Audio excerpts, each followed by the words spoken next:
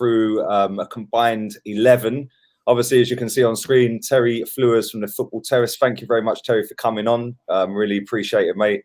And yeah, we're going to get into a 1 to 11. It's going to be interesting because both of our teams have fallen from grace over the years, mate. So we're not both exactly in great form right now. We're both a bit of a mess in terms of managers, starting 11s, reserves, etc., etc. But thank you again, like I said, for coming on. And do you want to start off? You can start. I'm going to stick it straight on you, Terry. You can start off. Yeah. Yeah. I mean, look, we're doing combined 11. There's a few positions that I don't think are debatable, like goalkeeper, one of the centre backs, the right and left back are absolute stonewallers, and the central striker. I think they're all prerequisites. So I'll start off in goal. It's even though he's maybe on the decline, I still think David De Gea is the best of the two goalkeepers in my view.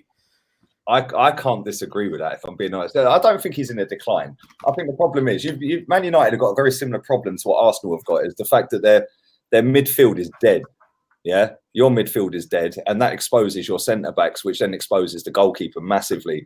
If you had Rio Ferdinand and Vidic in front of him, and Scholes and players like that in front of him, De Gea would not be exposed as much as he is. Yeah, and I think as well, because as you say, because of the midfields, because of the defence, because of the amount of goals, Man United fans especially have become very reliant on David De Gea. So when there is a goal, for instance, Palace at home, where he's beaten too easily his near post, it's highlighted because he's been this wall that saved us so many times over the past 6 years, where if Ellison or Edison let that goal in for Liverpool or City, because they don't concede many goals anyway and they win the majority of their games, it gets papered over because it isn't a big issue for them. So yeah, for me, look, David De Gea, I still think he's a top goalkeeper, and I would have him in the combined 11 if you agree. I can't disagree with that, mate. Listen, he's not the best in the league right now, but for me, he's still top 3, and he's world class, mate. Yeah, and like I said, if you took him out of there and put him in Man City or Liverpool, yeah, he wouldn't be making the mistakes he's making. So yeah, all day long. Let's go right back. Again, I think this is an easy one. I think it's Aaron Wan-Bissaka. I really do. I think your best right back, is Bellerin. Yeah. I think he's slightly better at going forward than Aaron Wan-Bissaka. But the most important thing is how good are you defensively? And all I saw during the summer, the last 2 or 3 summers, is Arsenal fans wanting a new right back. You wouldn't get a single Man United fan right now that would want to swap Wan-Bissaka for anybody. So by that definition, he has to make it into the team. Let me ask you this. If you hadn't assigned Wan-Bissaka, would you have took Bellerin? No. Bellerin, for me, I would have felt like, okay, we've got 2 old wingers playing at right back for us, and you've got young Delot. I would have preferred Delot to have got the nod to develop himself. But my issue with Delot is that he was great going forward, but he was caught out defensively too many times. We had to go and sign somebody that was going to be strong defensively. When we get to the left back, the same thing can be said about who you've signed in that position. Someone who is good going forward, but is so solid defensively. And I've seen Aaron Wan-Bissaka already in a United shirt pull off tackles and support his midfield and his centre-backs. They call him the spider. He pulls off tackles and challenges that he should have no business making, and he manages to win them. Rochdale off the line, yeah, and I know Rochdale, but mate, that was mad. What he done in that instance right there was world class. And for me, I think he's the best in the league defensively at that position. Yep. Offensively, I think Trent Alexander-Arnold's the best. Yeah, I absolutely agree. I absolutely agree. But this is 2-0 right now. This ain't going well for me, is it? No. Let's do left back next, because come on. For me, again, I would go with Kieran Tierney. There is not a debate, and this is the one thing. I'm not one of these Man United fans who goes on to other people. I just see a Liverpool fan do a video, and I get it for a sponsor, 888 Casino, whatever they're called. It does this whole minute spiel about how Anthony Martial is the worst Premier League signing ever, and you sit there and you think, I could stomach him saying most overrated, one of the worst, or an overrated signing or something like this. But the worst Premier League signing ever, you think you're going over the top. It's a very like peninsular, like narrow-minded view generated to trigger people. And I could come on here and try and throw out some weird argument why my overweight, injury-prone left back in Luke Shaw should be in this team. But I can't come on and bullshit. Like, I'm not one of those football fans who, who calls Man City shitty and calls Liverpool scumple. I can't do that. So for me, Kieran Tierney, every day of the week, is the best left back between both the clubs. No doubt in my mind. Do you know what? This is why I wanted you to come on and do this with me, yeah? Right, because I know quite a few Man United fans, but you're very similar in your thoughts on Man United as I am in my thoughts on Arsenal. We take it objectively, and we sit there and we don't just big up a player for the sake of bigging them up because we're a fan of that club, right? And it's kind of weird, right? Because listen, I'm going to pick Kieran Tierney all day long. His debut the other night, I actually tweeted out, we've got a left back who can cross a ball, right? And listen, I liked Nacho Monreal. I thought he was a very good player, one of the most consistent players we've had since we signed him, right? But obviously he's no longer here, and we've got Kolasinac in that position, and he's just useless, mate. That guy takes 16 touches before crossing a ball. But it's kind of weird hearing a United fan, and I know you're not biased or anything like that, but it's kind of weird because when you signed Luke Shaw, I remember that when the deal was done for £32 million, and Man United fans were going, but if we keep him for 10 years, it's £3 million a year and this and that, right? But it's kind of not worked out like that. It hasn't. And a lot of people still focus on Shaw and talk about the horrific leg break. And it was bad, but no worse than Aaron Ramsey's, who within 2 years is back to balling and, is now starting for Juve. So to say that Shaw has gone downhill because of that leg break is nonsense. That leg break happened 18 months after he was underperforming at the club already. He's just never fulfilled his potential. And this happens to lots of young... We've seen players come through at both our clubs, Danny Welbeck and Iwobi, who have all that promise at the start, but then they've never quite lived up to the hype and never progressed beyond that. And I think Luke Shaw is one of them.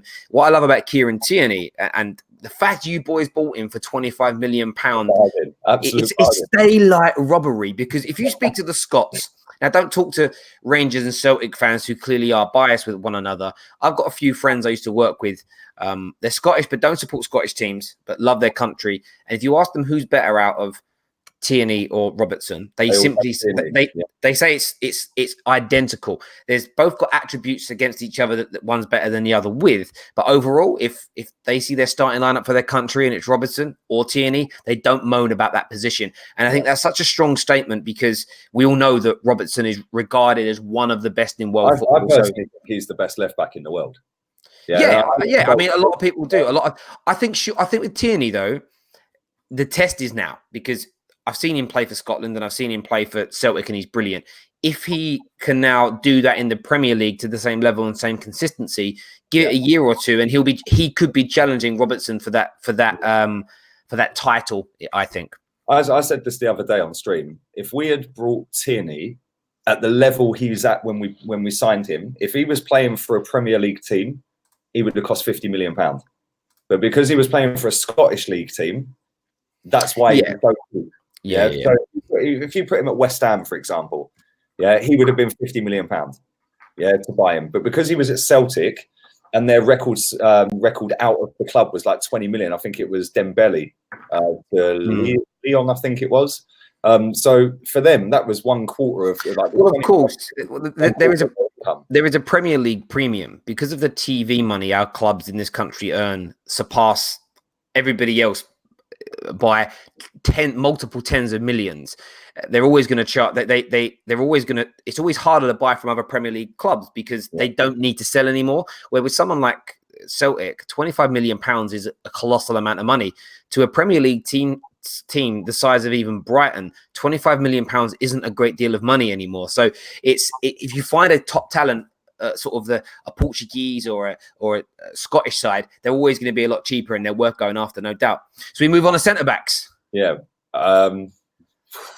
See, this is very hard, right? Because our centre backs are dead. I know. Your centre backs are equally as dead. And it's kind of hard, right? Because I'm not going to throw David Luiz anywhere near that, and I don't think I'm going to throw Socrates in it either. No, nor would I. I think they're both.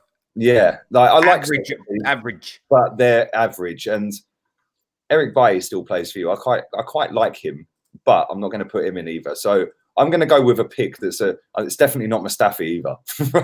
right? I'm going to go with Rob Holding, which is a bit out there, but I think he's very good at carrying the ball out of defence. He's very calm. He can chip in with goals as well, which he did the other night. And future captain for me. So I'm going to go Rob Holding as one of the centre-backs. I just think that he got a nasty injury and he came back the other night and he looked absolutely superb. As soon as he got that captain's armband, first touch he scored. Yeah, and I think going forward, Emery's going to phase him out if Emery's still here, and he will be the future captain of this football club.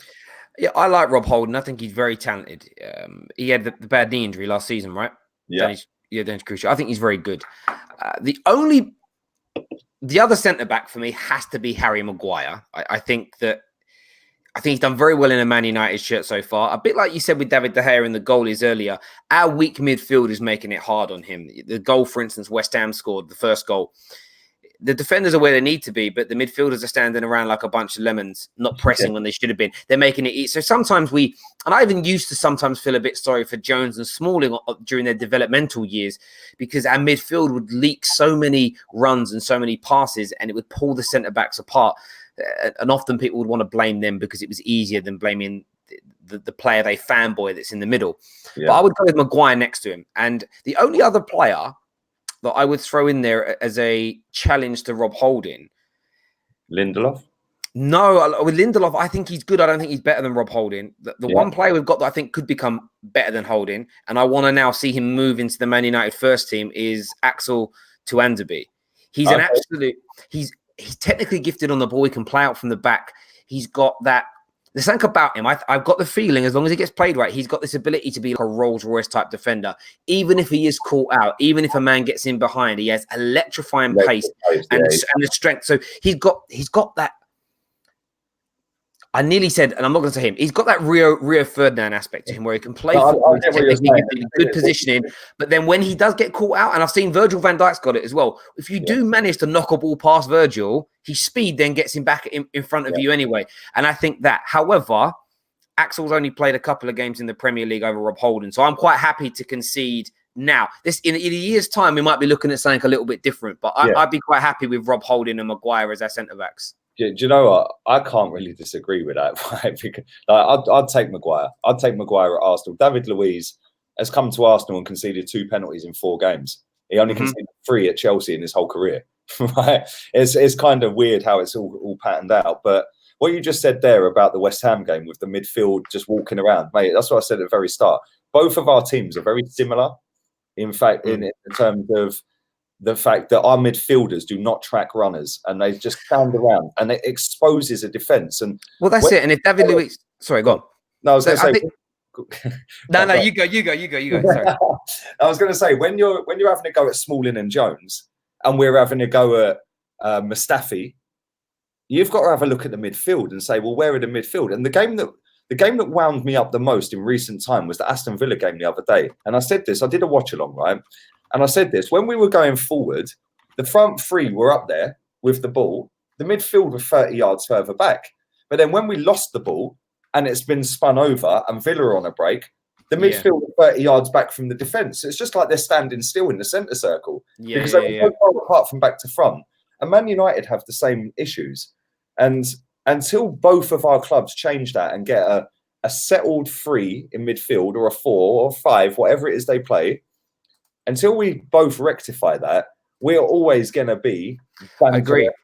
I agree. And if you have a centre back like David Luiz, who is susceptible to mistakes, but your midfielder leaking 3, 4, 5, 6 chances additional per game compared to what was happening at Chelsea, if your midfielder not protecting him, that's what can happen. And I think, and I understand you should criticise players for individual mistakes, but this is a team sport. It's not an individual sport, and you're meant to build a team that complements somebody's strength, but also helps to protect their weaknesses as well. And I think that's the issue that both have. I agree completely. So we've gone with De Gea in goal, right back of Wan-Bissaka, left back Kieran Tierney, and then centre backs of Maguire, Holding.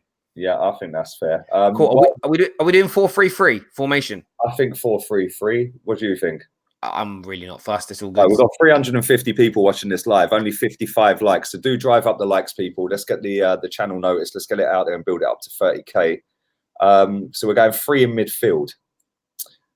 I'm going to go first pick Lucas Torreira. 100%. That was easy enough. Yeah, other than N'Golo Kante, I think he's the best. I know a lot of Chelsea fans reject the idea that Kante's a defensive midfielder. But I don't care for the nuances in terms of breaking up play, winning the ball back, being dogged, tracking after people, being that terrier. Yeah. Lucas Torreira is only bettered by Kante in that position for me. I would have him as that holding player to just sit in front of that back four, to yap at everyone like a dog all game. Sit right there, my son. Don't move. I wouldn't be trying to play him further up the field like Unai Emery is. That's crazy. Or keeping him on the bench. The one, like, I can't understand why he's actually going to start even more so. That I thought the Xhaka thing was going to phase out. Xhaka's now your captain, right? No, don't even start me on that. Don't even start me on that, bro. I swear, I've been abused online, because I called it a disgrace, and apparently it's like you're a bad fan. You'll know it's an opinion. Right. I mean, I'm not being funny. You had some of these fans who were in your club that regarded as superstar fans, famous fans. They had like banners calling for like your greatest ever football manager to be sacked. So saying it's a disgrace to give the captaincy to Xhaka, a player that I would say 95% of Gooners wouldn't care if it was sold tomorrow. Yeah, is hardly an overreaction. So, no, I agree. But, yeah, Torreira in the middle, 100%. You know what? I never knew you rated Torreira that highly. Like, one down from Kante. I never knew that. I videos, but I never knew that, mate. Like, I think he's doing that job. Yeah, I think he's brilliant. I know he phased off a little bit towards the end of last season, but so did the rest of Arsenal. Like, when he came in, he was he obviously came off of the back of the World Cup with Uruguay. And he didn't start for the first 4 or 5 games, 3 games, whatever it may be. He then came in and it was like, wow. Where has this guy been hiding? Yeah, he was unbelievable until Christmas, December time. Yeah. He then got an injury, and after Christmas, he came back and he was just a totally different player. It was like absolutely. I see a live comment coming through. Someone there just what about Ndidi with like laughing. This is what people. I'm not saying Ndidi's bad. He's a good. I just think Torreira's better, and like people. That's what frustrates me about that people's brains. They're very narrow, limited brain. If I think Torreira is better than Ndidi, it doesn't make I think Ndidi's rubbish. Yeah. It just go great. Terry thinks he's better. I think this guy's better. And then move on with your life and relax a little bit. It's not Jesus. It really doesn't matter. But this is the thing as well, right? Is that I like Torreira. He's come from a league which is not intense. It's not got the that press all the time. He's got that in his game, so that's why he stood out head and shoulders at Sampdoria, right? Mm-hmm. We've signed him for what looks like a bargain right now, £20-odd million, right? And he's come into the team. He's done exceptionally well up until Christmas. He's then flopped a little bit after Christmas, but he had an injury. The way he plays the game, the intensity, playing game after game after game after game like that, eventually it's going to catch up with you, right? Exactly, yeah. And then this season, I cannot, and even the back end of last season, Emery started playing him further forward. So he's in the box. He's in their penalty box. And it's like, what are you doing? Yeah, it's I don't get it. Kante had that happen to him as well. And I also thought, although he did an okay job because he's such a talented player and footballer, I still think because, again, Jorginho plays there now, which I think he's very good. It's just about systems, I suppose. It's about the system you want to play. My next pick in midfield. Go on. Thank you for the donation, VP, as well. We will come to some comments and questions towards the end of this as well. So if you are putting comments in the comment box right now, bear with us. We're going to get through the 1 to 11. We'll do 5 minutes worth of 10 minutes worth of questions at the end. Go on, mate. My next pick, midfielders, would be Ceballos on the right-hand side of the 3. Okay. That surprises me. I didn't expect that, if I'm being honest. I genuinely didn't expect that because, do you know what? I wouldn't have picked him. Who would you have gone with as the next pick? I would have got. This is going to sound stupid, right?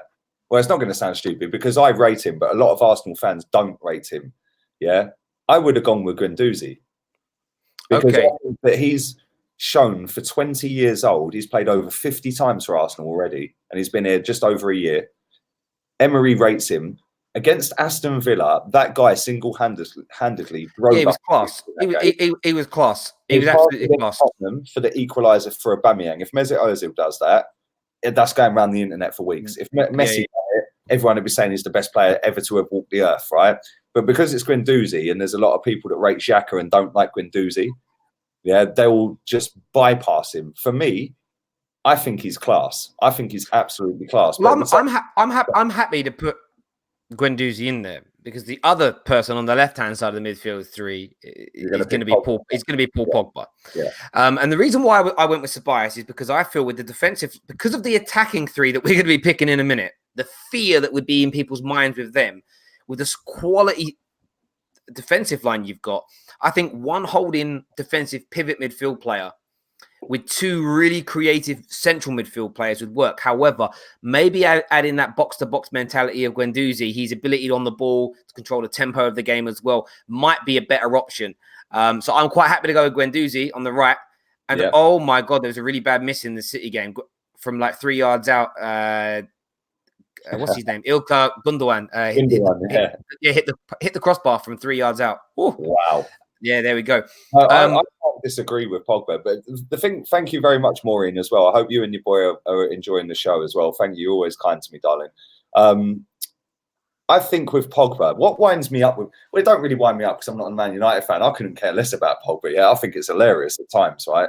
Because he is to United what Ozil is to Arsenal at times, right? He's the superstar. He's got the swagger. Like, when he's good, right? And for me, when Pogba is good, he's the best midfielder in the world. But he's only good in space, like fits and bursts, right? If he put together, and last season, I think he scored 16 goals, 10 assists, is that right? Something like that. Yeah. Right? But he done that in about a 3-month period. If he put a whole season together of performances like that, he would be the best midfielder in the world. But yeah, I understand that. I do understand that. I think where I defend Paul Pogba is that he's actually he's very good for Man United, and I've seen him have lots and lots of outstanding games. I've then seen him have quite a few decent games, and he has thrown in a few stinkers as well. The problem that Paul Pogba has, a little like De Gea, when he makes a mistake, it's the end of the world because there's so much reliance on him.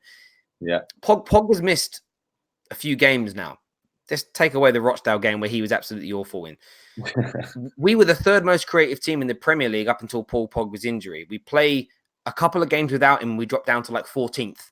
Yeah, so the creativity from him is there. The problem we have is there's nobody to share that burden. There's nobody there to create from a midfield point of view if Paul Pogba doesn't play. It's why I was desperate for another creative midfield player to be signed in the summer, because it would give Pogba more space on the field to play when he's actually there. Because right now with Man United, you can do what a lot of teams did to Chelsea with Eden Hazard last year. If you man mark and maybe cluster mark Pogba out the game and surround him and you nullify him, you know there isn't really anybody else with a creative spark or a magic touch in the team. So I think it's a case of, again, Man United's team doesn't have any strength in depth from a creative point of view, and it hangs Paul Pogba out to dry. It doesn't make his poor performances acceptable, but it means they stand out more because nobody else is doing anything. And I think with Ozil, what's a little different is the one difference with Ozil is that Ozil, for me, I haven't ever seen him play well in a big game. Where with Paul Pogba, there are examples. I mean, Chelsea away in the FA Cup last year. Arsenal, a couple of games against Arsenal has been great. The Man City away. So there have been games where he has done it. Now, I think, again, if you, for instance, put Sal Niguez and Verratti into Man, actually forget players of that ilk. If you stuck Guendouzi and Terrace, Man United's midfield with Paul Pogba, you'd see a better Paul Pogba. Of course, I think so. That's the thing. Your midfield's so weak, right? Whereas we've got so many midfielders. Like, if you named all of your midfielders right now and put them all up one by one versus our midfielders, our midfield pisses all over yours. Yeah, we've got the only other midfielder I like at my club is Scott McTominay. And the only reason I say I rate him is because the energy and work rate he puts in. But I'm not sitting here and being deluded for a second. I know he isn't I know he's not an outstanding top class midfield player technically. You know, but he puts in the work ethic, and that isn't right. Man United shouldn't be at a point where my favourite midfielder when Pogba's injured, or our best midfielder when Pogba is injured, is Scott McTominay. That's crazy. Scott McTominay should just be a filler player. It should be a filler player to be plugged in and complemented around the quality, and it ain't there. It's not there. No, I agree. I couldn't agree more, mate. Listen, like I said, if he, I think Kevin De Bruyne's the best midfielder on the planet. Yeah, I think he's superb, but having said that, if Pogba turned up how he does for 3 months, for 9 months, I think Pogba would be a better midfielder because I think he's got everything. He can play in every position, right? And this idea of Man United play him out of position. Complete rubbish. He can play at the base. He can play on the left. He can play on the right. He can play at the tip, right? Yeah, Because he's that good. For me, I think that. Yeah, he's I agree. better at the tip. Yeah, I think he's better as a number 10. That's just my opinion. You watch him week in, week out, Terry. Yeah, for me, Yeah, but look, there's this thing with Man United fans, especially, and I sit there and rival fans do it too. They will sit there and be like, they want Pogba to be a ball winner. They want him to be box to box. They want him to run the midfield. They want him to control the tempo, create the goals, score the goals.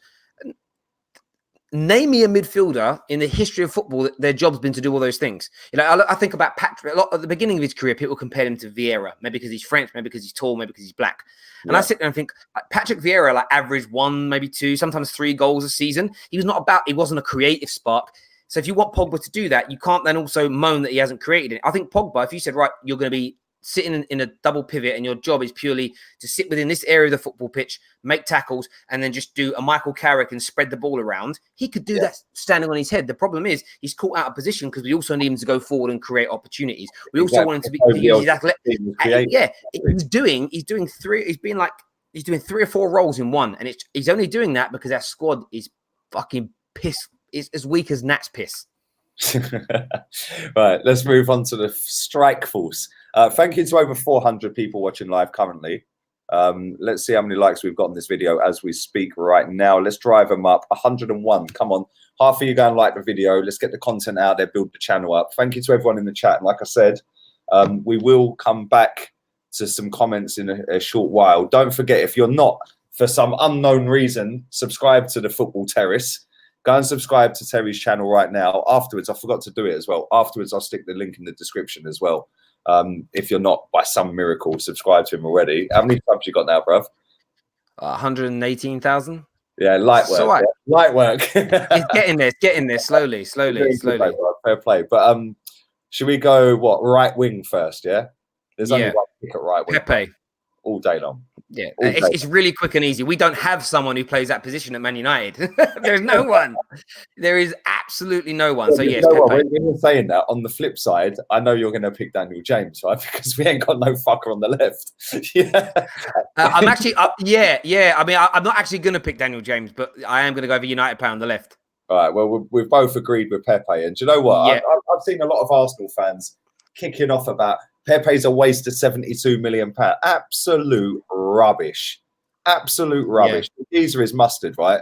And I seen Tim Sherwood the other day saying Harry Kane wouldn't have given the penalty up for Pepe to score. Well, if Harry Kane had have squared the ball to Sterling, we would have been in a World Cup final. Yeah. It's one of those things. I feel like with Pepe, there's still a lot for him to prove. And of course, at 72 million, the pressure has to be there. It's why there's pressure on Paul Pogba. There's why there's pressure on Maguire, why there was pressure on Van Dijk, because they were such expensive buys.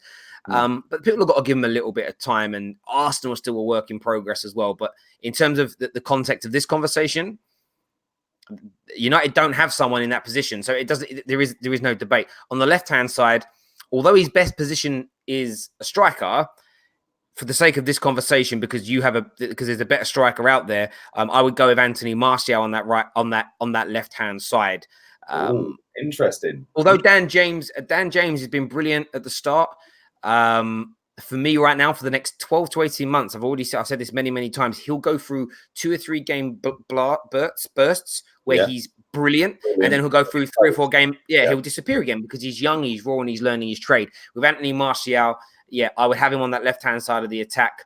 And again, a bit like you've said, Arsenal just don't have anybody in that position. So it's almost a non-debate. Unless you think is there anyone you would bodge into that position? You wouldn't do an Emery and play Aubameyang out there. Yeah, see, this is the thing for me, right? Aubameyang is wasted on the left wing.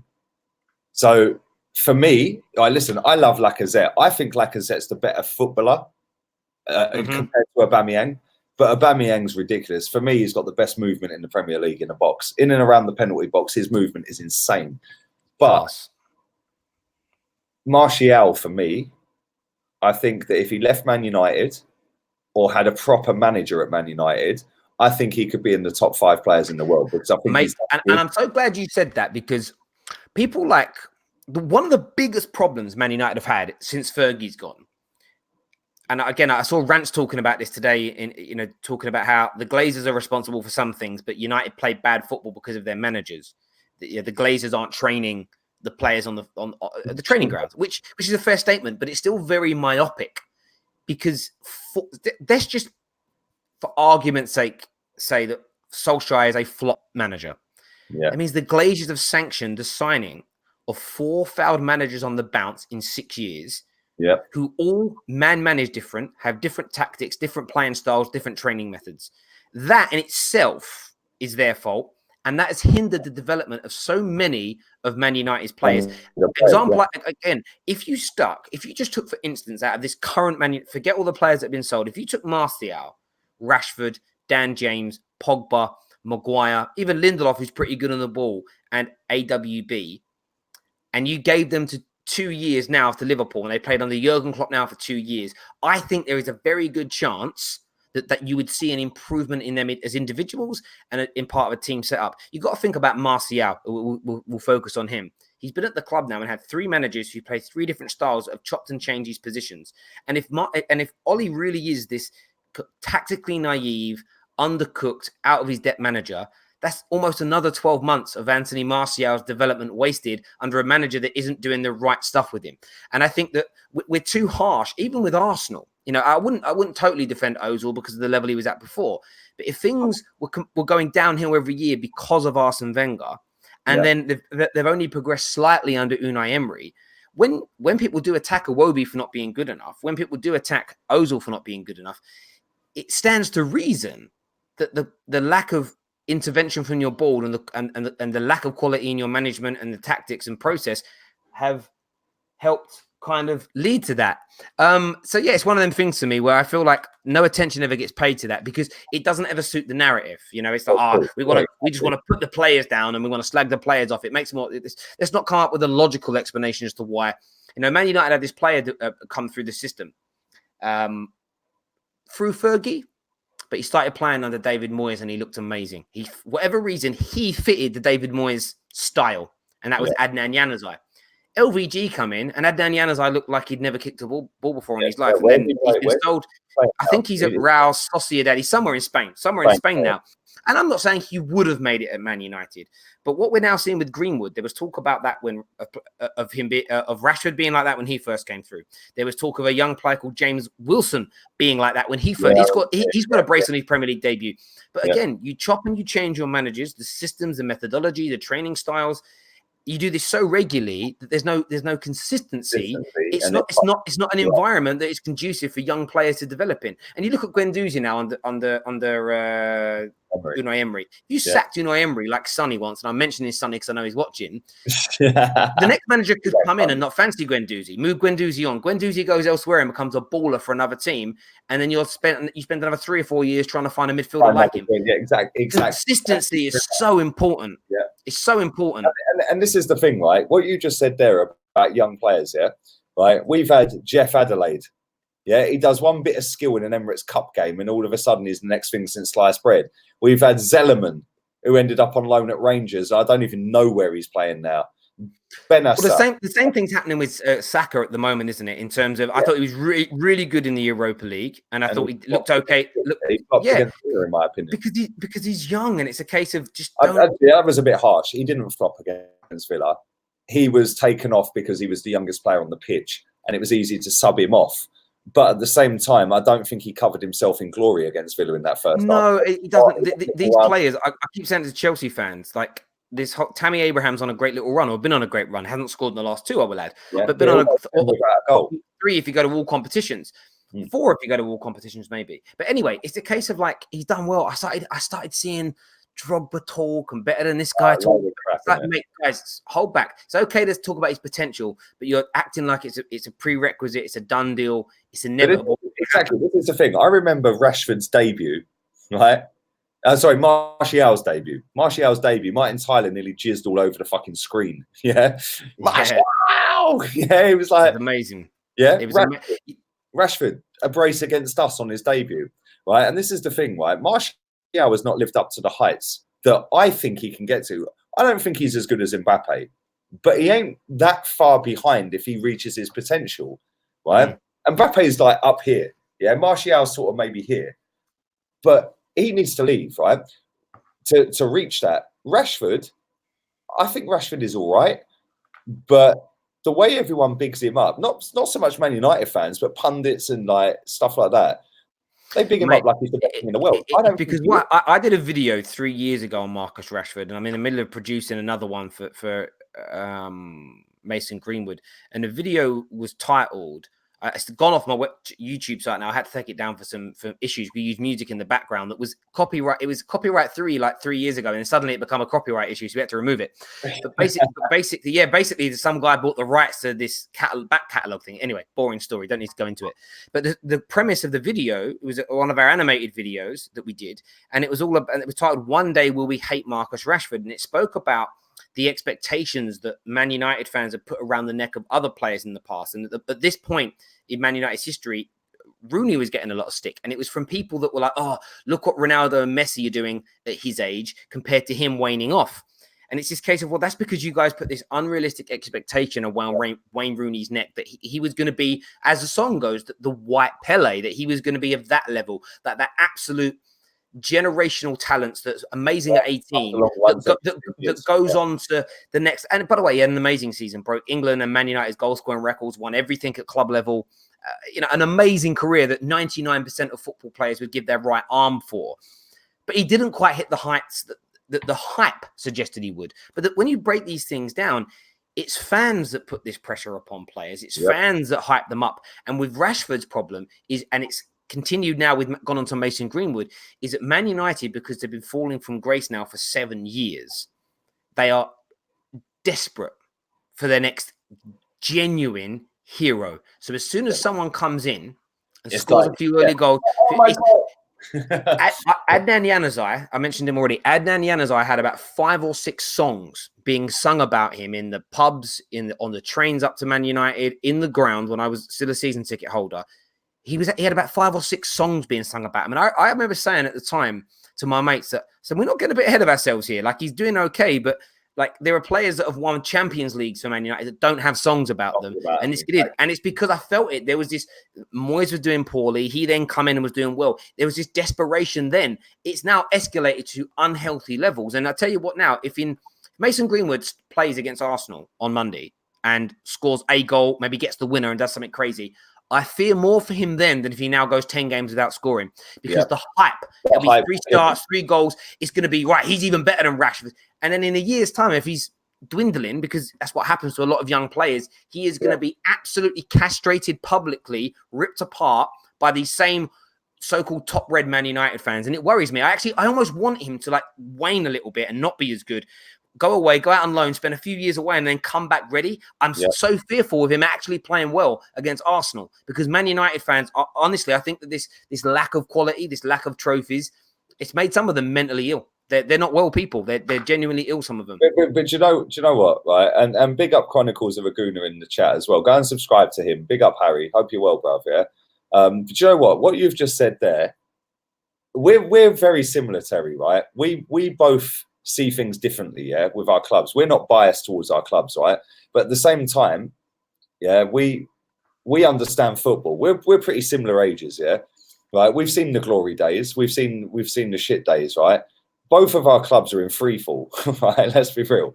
Yeah, we don't know where we're going. Like, Arsenal could end up 7th, 8th, or we could end up 3rd. Yeah, same with Man United. If Man United turn it on this season, you could end up 2nd, 3rd, whatever. Well, not 2nd, but 3rd. Yeah, but you could also end up 7th, and that is the thing, right? We've got Eddie and Nketiah, right? We've got this Saka at the moment. Saka comes in, play like you said earlier, plays a great game, and all of a sudden, play him.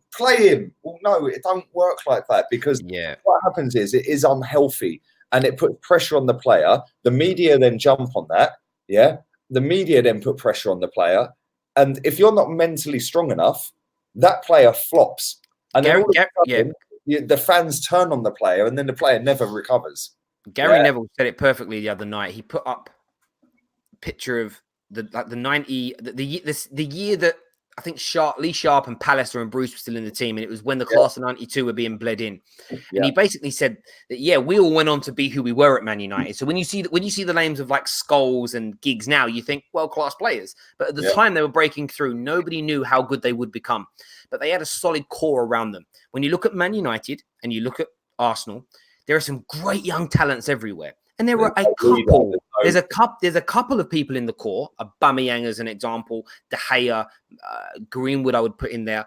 Not Greenwood, sorry. Maguire, I would put in there. Who you look at and go, really good quality spine players. But we don't have the spines that we used to. If, for instance, you could miraculously, if you could suddenly put out on the field of play tomorrow, Seaman in goal.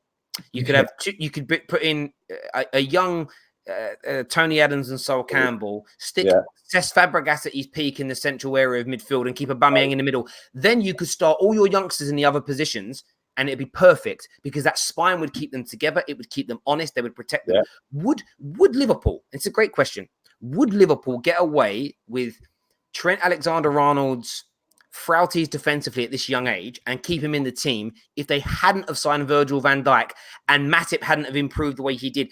Their spine at the club, some of it developed, a lot of it bought. He's so strong. When you go through and think Alisson in goal, Matip, of course, Van Dijk, you then go into midfield and you think about the experience they have in Henderson, Milner, and even Gini. Gini isn't some Johnny come lately. Yeah, you look at what he did when he was in Holland, then he did a year in the Premier League and then now a few years at Liverpool. They've got a really strong spine. So when they do bring in a scattering of these young players or inexperienced players like Robertson and Trent were, they're being protected by that core central spine that's around them. Man United and Arsenal lack that. Our best players, barring a couple, are our youngsters, and we're pinning all our hopes on young players, and that's never been done before. You look at Barcelona's academy that all came through in the Messi peak era. They still had this amazing spine of slightly older players who kept them honest. Exactly. And that's what's going wrong at the club, and that's where they need to. That's why Man United fans and Arsenal, United fans especially, are dumb. When we're linked with a 28-year-old, we start crying. Oh, but we're only going to get him for 4 or 5 years. That's what we need. Man United really need to go out and buy. We need to try and find 3 or 4 players who are like 26, 27, 28 that have won things, that are top quality players, that are ballers, that have still got their fitness about them and their wits about them. They're not over the hill. They need to come in and fit them in their team and then pick 5 or 6 of these academy players and youngsters in our squad, the Rashfords, Greenwoods, Dan Jameses of this world, Juan Pizarro's, go, right, we're going to build a team that you guys can stick to for the next 3 years. And by the time those guys are too old and they're past it, you lot will be the core. You will be ready, and then we'll build around that. But yeah, in terms of picking the next central player, and is it 1-1? Yeah, 1-1. 1-1. That's a really good goal there by Everton. Right. Before we go on to that, let me just read this super chat out from Chris, long-time viewer of the channel. Thank you, Chris. He says, "Great stream, guys. Terry, enjoyed your animated videos. You should bring them back. It's going to be an embarrassing game for us both on Monday." Mate, I said that in the preview that's out on our channel that we did with Claude and Adam and stuff. I basically said that, I think it might be like a 3-3, but an embarrassing 3-3, where we'll both walk away thinking, what is wrong with our clubs? Last season was embarrassing. We scored twice. We took the lead twice. You scored a minute and a half after we first scored, and then you scored straight from kickoff on the second goal. And it was like, if we could defend, we would have won the game. But we won. But I think there's only one pick because obviously Lacazette's injured right now. I think there's only one pick for striker, and that's Rashford. Nice, Aubameyang, bruv. It's 100%. Is Rashford injured? He won't be playing. Yeah, but is that injured as in he's injured, or is that injured as in he's injured, but he's definitely coming back for Arsenal? Because I think he's out. Pogba's the one that I think there's a video that's come out today of Pogba doing a very intricate, brilliant dance, I may add. But it's all about, he's like flicking around these ankles like there's never been a problem. The man looks like Fred Astaire's been reborn. So I think Pogba will be playing. If he's not, there's going to be an absolute inquest, because the way Pogba's dancing in this video, you can't have a bad ankle and dance like that, bruv. Like, it's crazy. But yeah, Aubameyang through the middle for me every single day of the week. Before 3 years before Arsenal signed him, maybe even 4 years, I was screaming at Man United to break the bank to bring him in. So I can't suddenly change my mind when he becomes an Arsenal player. So let's go back. How many Arsenal players versus Man United players are in the team? We've got De Gea in goal. You count Man United, I'll count Arsenal, yeah? Yep. De Gea in goal. Wan-Bissaka right back. It's 6-5 to you. How do you know that? I'm a banker. It's quick math. Yeah.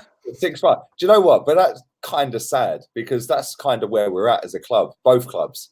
And it's and do you know what? Right? As much as I don't really like Man United because of the history, like the the rivalry over the years, the Roy Keane, Vieira, the battle at Old Trafford, all that Pizzagate at Fergie and all that. Yeah, it's kind of sad when I look at and listen, I love you to bits, bruv. Yeah, you know that, right? Because you're realistic, the same as me, and you get a lot of hate, the same as me, because we say stuff that's out the box. Yeah, right, but we back it.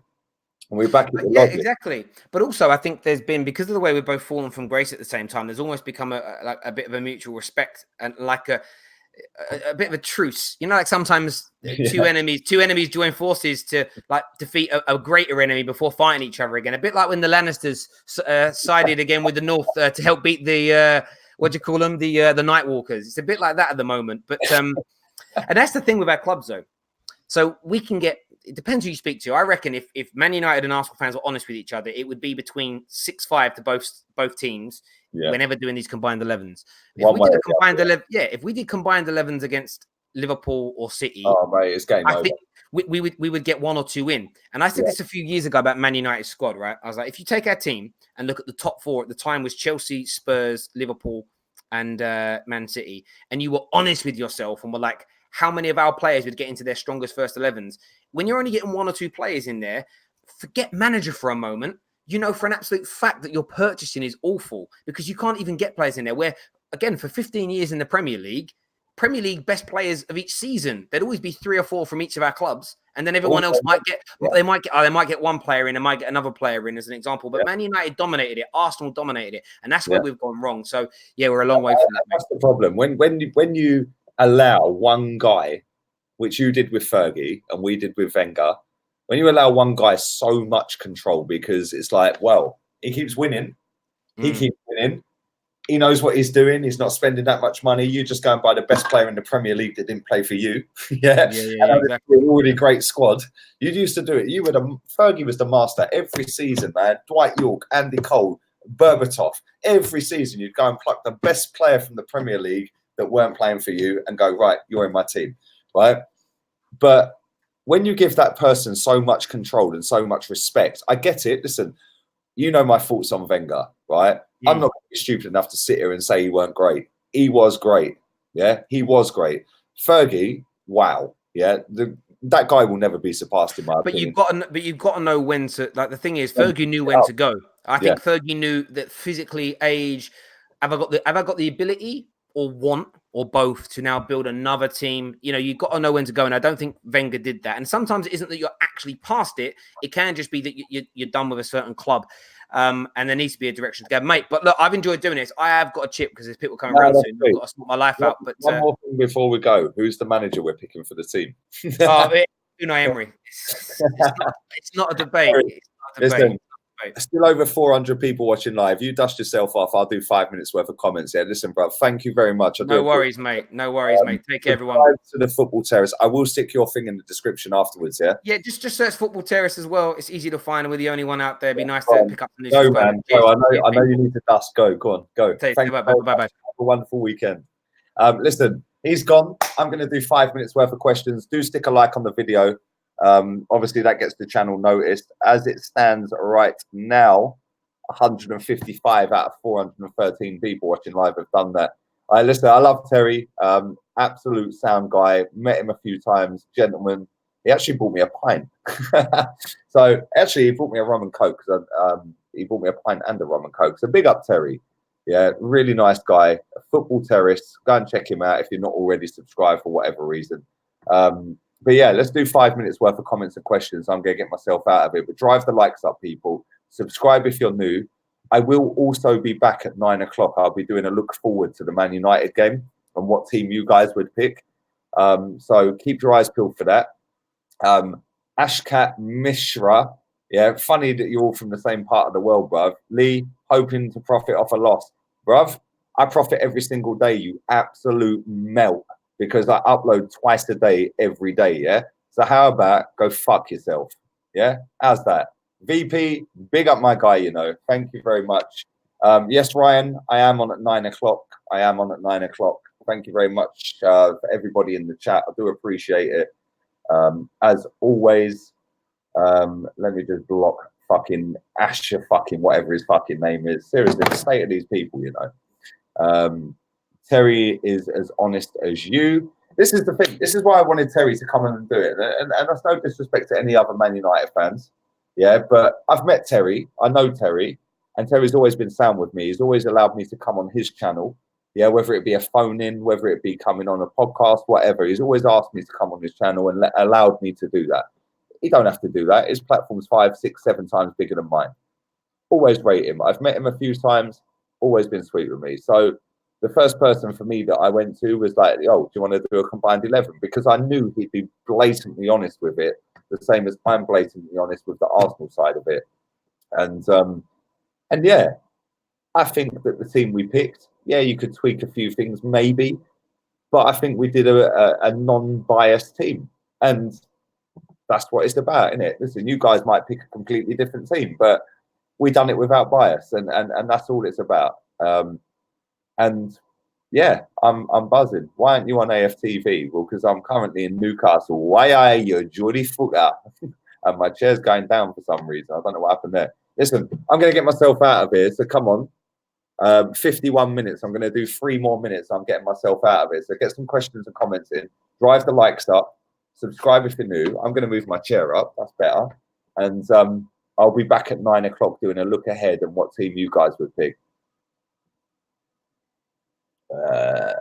Did you believe Arsenal would be unbeaten in 2003? Says Muhammad Ali. Is that the real Muhammad Ali, you know? No, bruv, listen, I never thought that'd happen. Never thought that'd happen. Big up yourself. Lee, you should be talking about other teams too and give overall videos on other clubs. Thank you, T2F Music Studio. And listen, that's why I started doing a few watch-alongs. Listen, there's a ceiling with Arsenal, mate, and that's about it. Yeah, all the other clubs is about here. That's why I done watch-alongs last week. Couldn't do them every day this week, but there we go.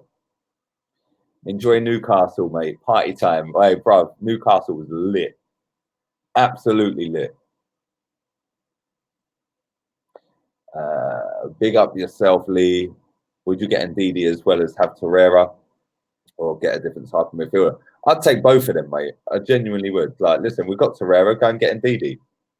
You need a better quality camera. No, it's the lighting in this hotel room, Leslie. It's the lighting in this hotel room. Look, if I turn the light like that, I then get that side. I then get a little shiny bit. You know what I'm saying? It's the lighting in the hotel I'm in. I'm currently look, and then I go like that, and it just looks stupid. So yeah, it's the lighting. I'm currently on a Mac, so the Mac is fine. It's just the lighting issue.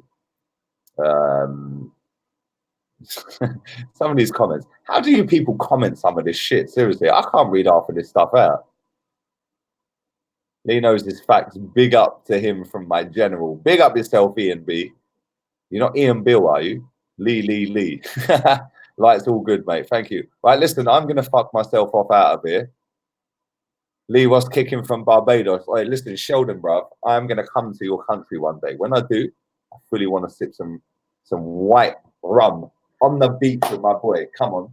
All right, I'm going to get myself out of here. Stick a like on the video. Subscribe if you're new. I'll be back at 9 o'clock.